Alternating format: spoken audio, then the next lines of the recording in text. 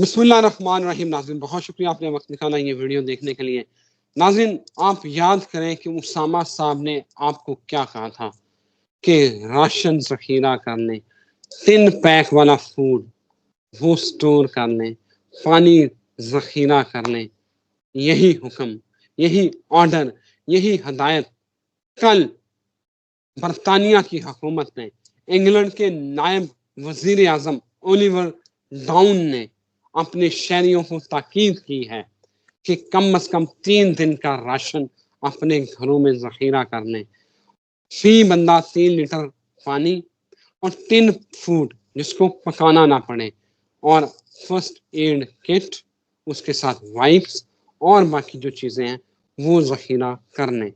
آخر برطانیہ کو کیا سوجی ہے کہ وہ اپنے شہریوں کو کہہ رہا ہے کہ 3 دن کی خوراک جو ہے وہ ذخیرہ کر لیں.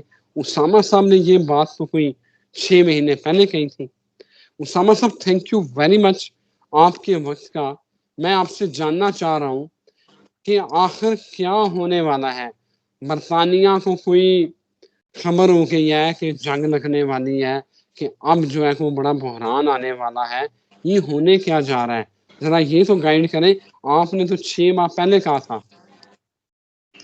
بسم اللہ الرحمن الرحیم.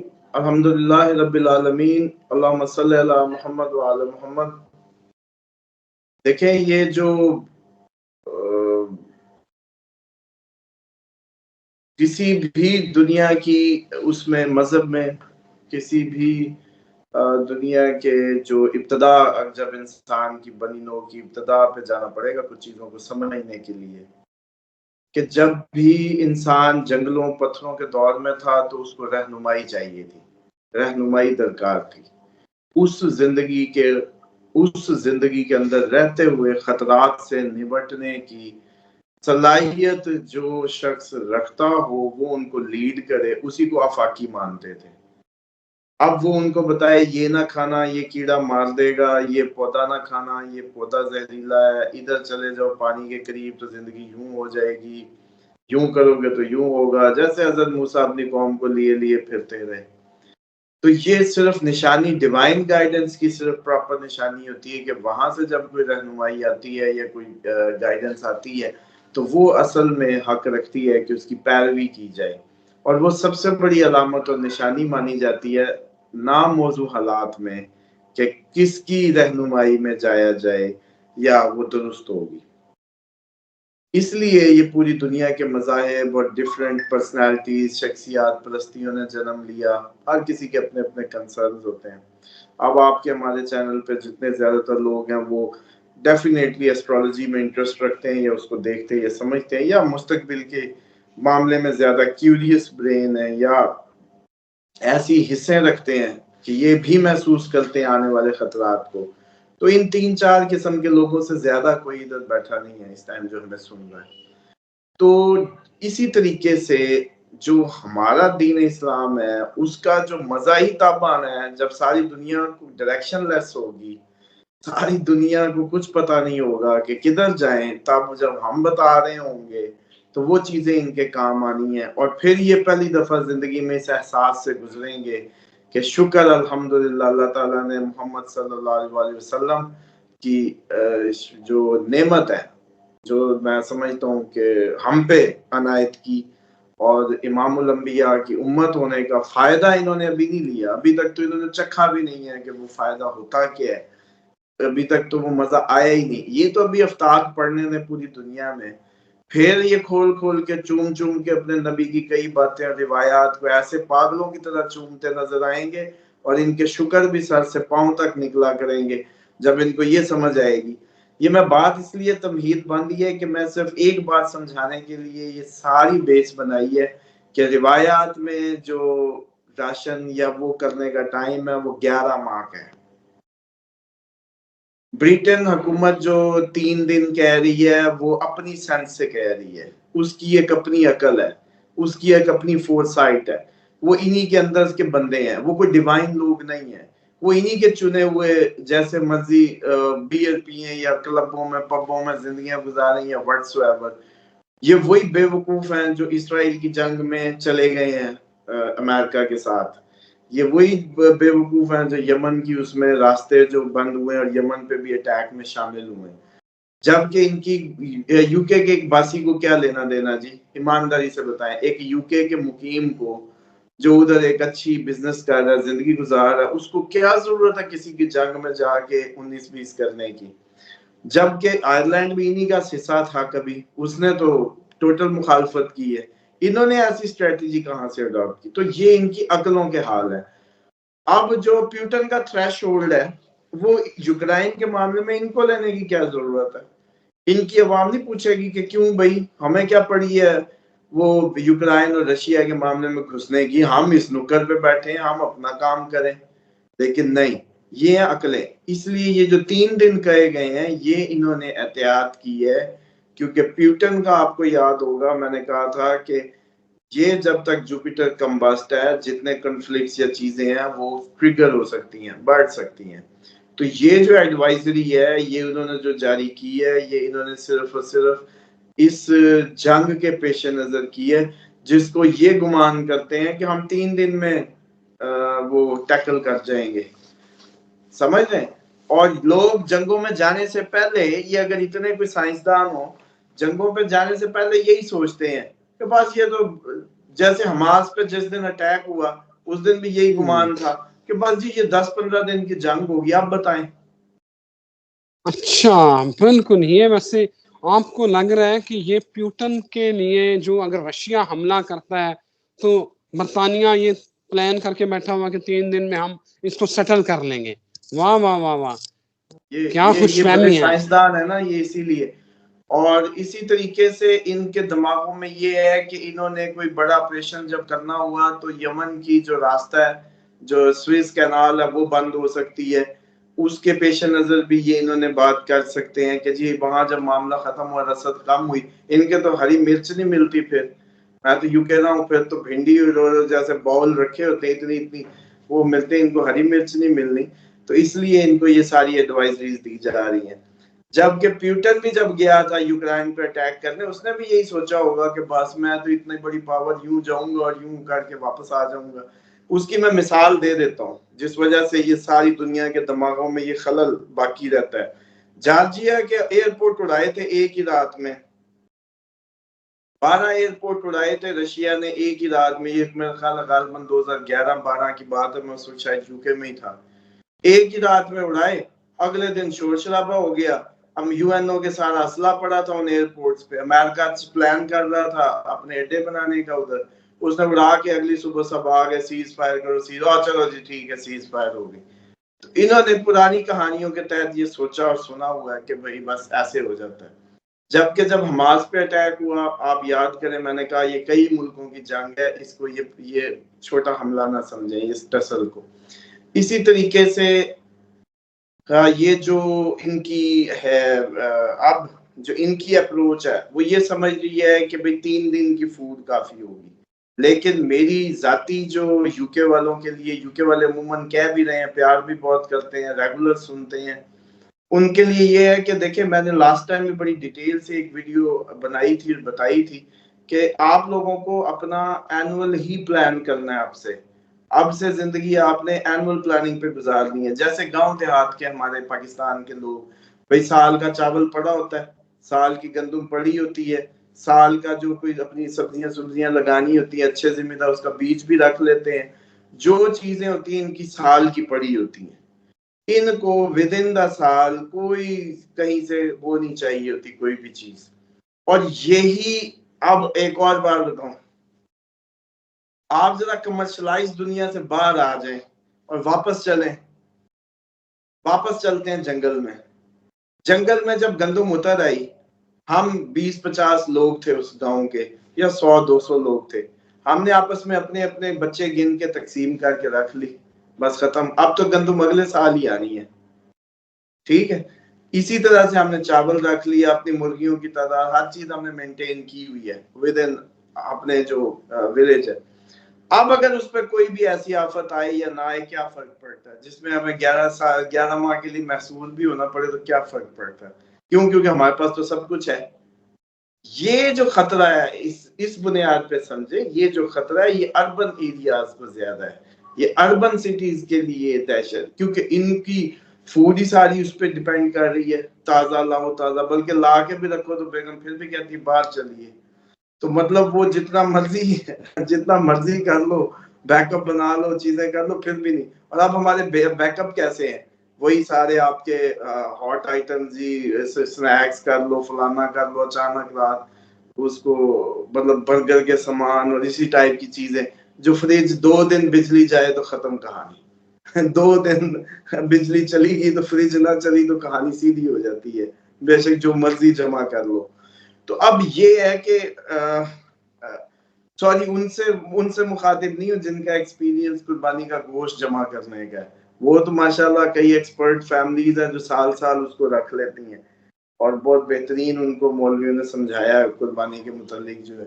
بلکہ آگے ٹائم آ رہا ہے اس کے متعلق بھی مجھے لگتا ہے کہ اس دفعہ کوئی اچھی اس کی سینس جو ہے نا اس پہ پہلے بات کرنی ہے، بالکل دنوں میں بات نہیں کرنی. قربانی کا اس دفعہ ان سب کو انشاءاللہ جتنے ہمارے ویورز ہیں، پہلی دفعہ اگر قربانی کر کے مزہ نہ آیا اور اس کے فروٹ انہوں نے انجوائے نہ کیے تو بس جو مرضی جرمانہ لگا رہے ہیں، جدھر کہیں گے وہیں. لیکن قربانی کا ایکچوئل جو کریکس ہے نا وہ فیل کریں گے.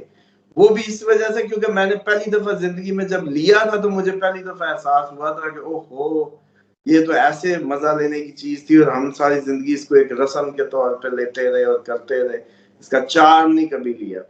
بہرحال اصل بات یہ ہے کہ یہ جو ساری کہانیاں، یہ جو ساری چیزیں ہیں، ڈیوائن کا مطلب ہی ایسی معلومات میں مدد، ایسی چیزوں میں مدد جو کہ انسان کی ذہنی استعداد اور اس کی جو صلاحیتیں ہیں اس سے باہر ہو، اس کے علم احاطہ جتنا بھی ہے اس کا احاطہ کیا ہوا علم اس سے باہر ہو. ایسی معلومات کا ملنا جس میں سمجھتا ہوں سب سے زیادہ، مطلب مثال کے طور پہ ایک بندہ ہے جی، اس کو میڈیکل سائنس میں وہ قوم جو ہے پیچھے ہے، تو میڈیکل سائنس میں پیچھے ہے تو ایسوں کے لیے تو کوئی بیماری کا علاج آ جائے تو یہ بڑے میسمرائز ہو جائیں گے کہ واہ بھائی واہ، ان کے لیے تو ڈیوائن یہی سب ہوگا. اسی طرح کسی کا مسئلہ بھوک افلاس ہے تو اگر کوئی اس کو بزنس کے رولز یا کوئی پروڈکشن بڑھانے کے طریقے بتا دے زمین سے تو وہ ان کے لیے وہ ہوگا.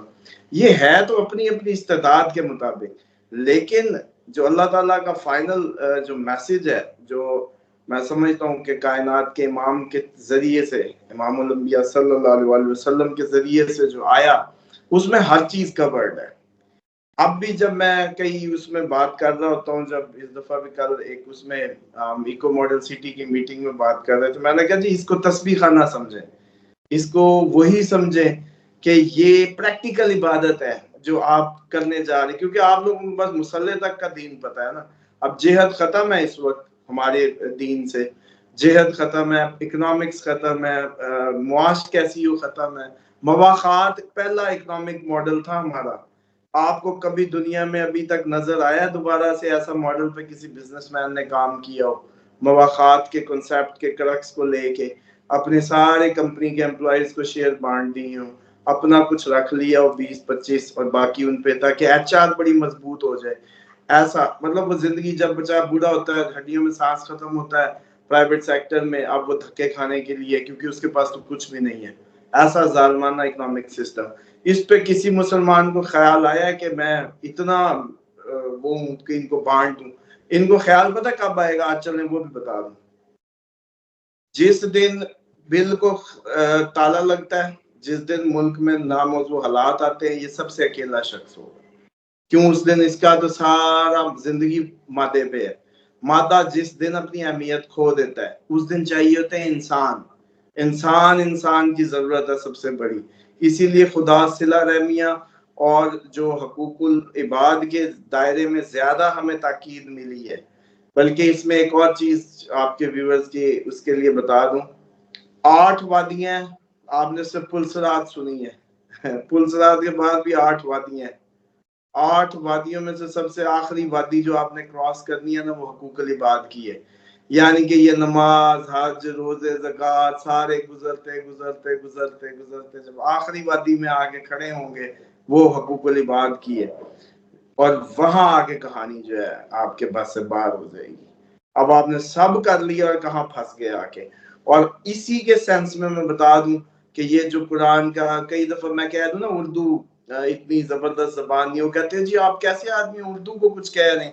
او بھائی اردو میں اتنا سا لفظ جو ہے نا بیان کرنے کے لیے اتنی لمبی لائن چاہیے، جیسے کہ ان کو میں یشاء کا جو ترجمہ کیا جاتا ہے چاہت کرتے ہیں، یہ اللہ جو چاہتا ہے، اور چاہت کو لیتے ہیں اس سینس میں کہ چاہت جیسے میری چاہت یا آپ کی چاہت، جسے چاہتا ہے امیر کر دے، جسے چاہے غریب کر دے، جسے چاہے عزت دے دے، جسے چاہے ذلت دے دے۔ اور میں نے دیکھا پاکستان کے بڑے سے بڑا عالم، آپ کا بڑے سے بڑا اسکالر ایسے سن دھن کے یہ سر میں کہہ رہا ہوتا ہے، اپنے پلے کچھ نہیں ڈالتے، پھر بھی سارا اللہ جسے چاہے عزت دے دے، مطلب اللہ اپنی مرضی سے دے۔ نہیں بھائی، اللہ کے یہ ترجمہ غلط ہے۔ یشاء کی جگہ، چاہت کی جگہ لفظ لگائیں پاور، پھر یہ آیتیں ساری یشاء والی ٹھیک ہو جائیں گی جب آپ اس ورڈ پاور سے ریپلیس کر دیں گے۔ اللہ تعالیٰ فرماتے ہیں کہ میں یہ پاور رکھتا ہوں، عزت دوں، میں یہ پاور رکھتا ہوں، ذلت دوں، کمانی تم نہیں ہے، جو کما لو دوں گا میں، کسی اور یہ پروڈکٹ کہیں اور نہیں ملنی، اس لیے کہیں جانے کی ضرورت نہیں ہے، یہ دینی میں نہیں ہے، کمانی تم نے ہے۔ لیکن ہم پھر اس میں سمجھ لیتے ہیں کہ نہیں جی بس اللہ جسے چاہے عزت دے دے، یہ کوئی کہانی ایسی نہیں۔ اس میں آپ کو یہ بتا سکتا ہوں کہ اس میں ایک اور بھی کنسیپٹ ان کا کلیئر کرتے جائیں، کیونکہ کئی ویورز میں دیکھتا ہوں کہ کافی ماشاءاللہ ہائی انٹلیکٹ کے مالک ہیں، سننا بھی چاہتے ہیں لیکن کوئی اتنا ایکسپلور نہیں کر پا رہے کیونکہ کہیں ایسی باتیں ہوتی نہیں ہیں۔ حرامی جو ہے دوزخ میں جائے گا، یہ بات ان کو سمجھ جس دن آئے گی اس دن یہ مشیت عزتی اور فطرت خدا بندی اور پورے نظام کو سمجھیں گے۔ کیوں جائے گا دوزخ میں؟ اس بچے کا کیا قصور تھا؟ اللہ تعالیٰ کی ذات یہ علم کا احاطہ کیے ہوئے ہے کہ یہ جنتی ہے یا دوزخی۔ یہ روح جب حکم ربی ہو جاتا ہے نا تو جس جسم میں داخل کی جاتی ہے وہ یہ جانتا ہے کہ یہ دوزخی کا جسم ہے یا جنتی کا جسم ہے۔ کیوں؟ جب الستو بربکم ہوا تھا، جن روحوں نے اس رات کالو بلا، اس رات سوری کہہ رہا ہوں، اس وقت جن نے کالو بلا کہہ دیا وہ مسلمان ہو گئی، اور جو خاموش رہی تھی یہ وہی ہیں، یہ وہی روحیں ہیں جو اس دن بھی خاموش تھی اور انہوں نے دوزخ میں جانا ہے۔ تو یہ تو اس وقت کا پری ڈیفائنڈ کھیل ہے اگر آپ اس کو باریکی سے سمجھیں تو۔ پھر اسی لیے چہروں سے پتہ چل جاتا ہے، اسی لیے کیسنگز بتا دیتی ہیں، اسی لیے دیکھنے والے دیکھ لیتے ہیں، چہرے پڑھ لیتے ہیں۔ تو یہ ایک خفیہ کہانیاں جو چل رہی ہیں، اس پہ پھر کبھی اس میں مزید بھی ڈسکشن سے بات کریں گے ڈیٹیل سے۔ تو یہ جو بات ساری کا کرکس یہ ہے کہ معرفت خدا کی طرف رجوع کر لیں۔ الحمدللہ ہمیں کوئی کمی نہیں ہے، پوری دنیا کو لیڈ کرنا ہے تو ہم نے کرنا ہے۔ یہ کل میں دیکھ رہا شہباز شریف جا کے بڑی تعریفیں کر رہا ہے عربیوں کی، وہ عربیوں کو منہ دھونا نہیں آتا تھا، یہ جا کے ابھی ہم نے ایئر لائنیں سیدھی کی ہیں، ان کی پوری مینجمنٹ پاکستان نے یو اے کی سیدھی کی، سارے ہمارے یہ کنگ منیر جیسے ان کے اسسٹنٹ بنے اور ان کو جو ہے وہ آسمان پہ پہنچانے میں مدد کی۔ یہ جو مریم صاحبہ کے وہ ہیں سمدھی ہیں میرے خیال میں، تو بات یہ ہے کہ یہ آج جا کے ان کے تعریفیں کر رہے ہیں، ویسے عجیب ایٹیچیوڈ ہے۔